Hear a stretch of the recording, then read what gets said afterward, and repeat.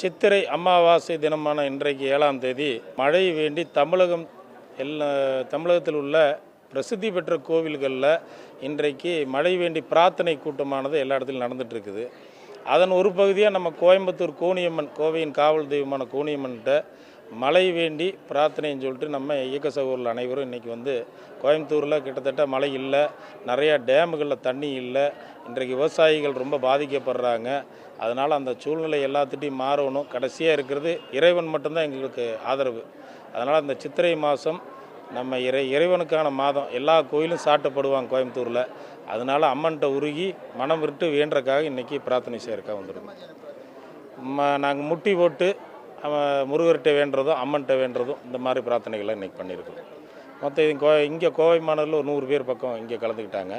நம்ம அதே மாதிரி மேட்டுப்பாளையம் பகுதி, துடியலூர் பகுதி, பொள்ளாச்சி, கிணத்துக்கிடவு, அப்படி தமிழகம் பூரா அந்தந்த மாவட்டங்களில் இன்றைக்கு நடந்துக்கிட்டு இருக்குது.